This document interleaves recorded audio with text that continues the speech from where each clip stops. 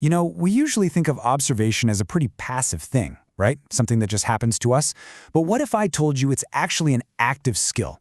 Something you can train, something you can get really good at, and something that's absolutely critical to understanding the world around you. So let's start retraining our eyes right now. I love this image because it gets right to the heart of it all. That intense, almost forgotten curiosity we had as kids. That's the engine of all scientific inquiry, of all personal discovery. It's that deep down desire not just to see, but to look, to really truly examine the world up close. So let me ask you straight up. When was the last time you stopped and really looked at something? I mean, not just glanced at it, but truly observed it. And look, it's way harder than it sounds, isn't it? But the good news is there's a simple framework that can help us retrain our brains to see what's actually there. So how do we do it? How do we actually retrain our brains? Well, it all starts with a simple, hands-on technique, a whole new way to look at the world around you.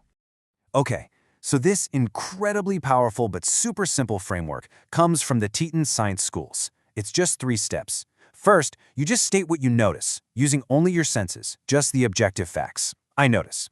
Then, you start asking questions about those facts. That's the I wonder part. And finally, you connect it all back to your own life and knowledge. It reminds me of. See how that turns just seeing something into this active, structured process? It's a total game changer. All right, so let's take this idea and ramp up the stakes a lot. We're going to move from a simple exercise to a place where observation is, and I mean this literally, a matter of life and death. This is where the skill becomes absolutely critical. Get this, it's a true story from a physician at Yale. His father's barber, not a team of doctors, was the one who noticed something everyone else had missed, the faintest yellowing in his eyes. And that one simple, unbiased observation led to a life-saving diagnosis of pancreatic cancer. I mean, what a powerful reminder of how much we can miss when we stop really looking. And because of incredible moments just like that, Yale actually created a mandatory program. Every single first-year medical student has to take a class at an art museum. And the whole idea behind it? It's pretty wild. They believe that learning to really analyze a piece of art can actually make you a better doctor. So, how does that even work? Okay, so here's the absolute core lesson of the Yale program. It's all about learning to separate what you see from what you think. The students are taught to be like detectives. First, you just inventory the evidence, the pure, objective visual facts, before you are allowed to draw a single conclusion or jump to a diagnosis. Let's try this out for ourselves, right now. Look at this painting. What's happening? Is she putting the flower in the vase or taking it out? Now hold on. Before you jump to a conclusion, let's just inventory the facts. What do you actually see? Notice that stem. It's kind of brown, right? Not green. And look at the petals. Some are curling downwards. The stem doesn't even look long enough to hit the water. So based only on that evidence, the diagnosis would be pretty clear. She's taking a wilted flower out of the vase. All right, round 2. But this time, the stakes are way higher. I want you to imagine you're a first responder walking into this room. And for a second, just completely ignore the title of the painting. Your only job is to be that medical student and gather the visual evidence. So, what do you see? Okay, let's list the facts, one by one. What do we have? We've got a figure on a bed, and his face looks ashen, kind of bluish. Down on the floor, there's an overturned vial. Papers, shredded papers, are all over the place, near an open box. He's got a piece of paper balled up in his hand. Over here, a candle's been extinguished, and you can see smoke escaping out that open window. See? When you assemble all these objective facts, just like a doctor assembles symptoms, the story becomes crystal clear. We didn't even have to guess. So, does this training actually work in the real world? Oh yeah. Check out this number from a randomized controlled study. Med students who took the museum course improved their ability to make accurate diagnoses by a jaw-dropping 63%. The control groups? Only a 29% improvement. I mean, that is just a stunning example of how powerful this kind of training can be. So, we know how to observe, and we know why it's so important. But there's a huge problem. And the problem is us, the very tools we rely on for observation. Our own senses, our own brains, well, they're inherently flawed. What do you see here? A duck? A rabbit? You can probably flip between them, right? See one, then the other. But here's the thing, you can't see both at the exact same time. Now, this isn't some trick in the drawing, it's a trick your brain is playing on you. Your mind is actively interpreting the data it's getting. It's not just a passive camera. And that shows just how easily our brains can be fooled.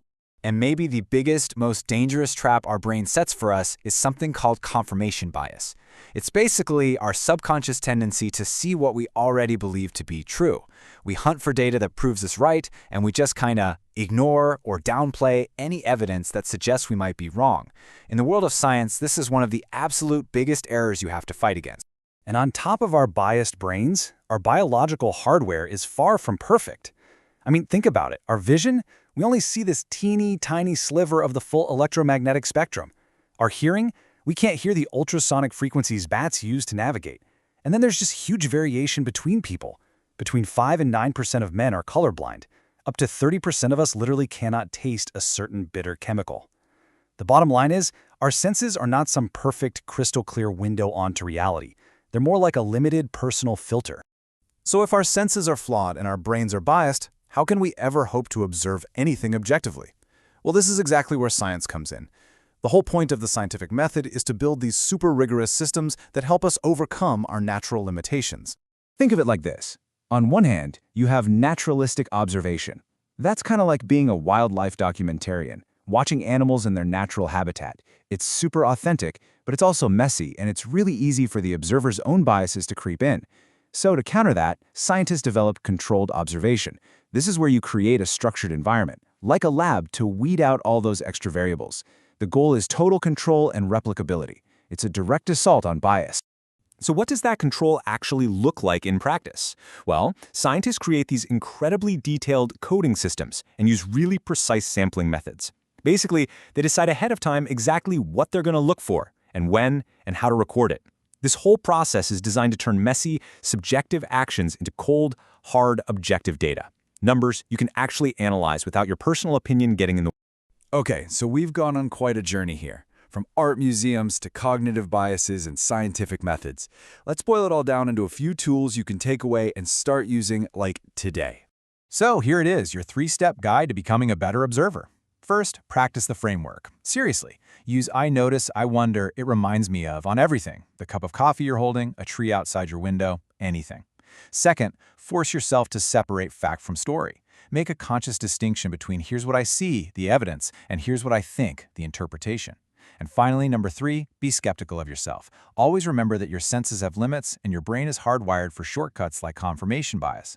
True, powerful observation really starts with a little bit of humility. And this really brings us to the most important takeaway of all. Observation isn't just something that happens to you. It's an active choice you make. Learning how to really look, that's like developing a superpower. So the only question left for you is this. Now that you know how to look, what will you choose to see?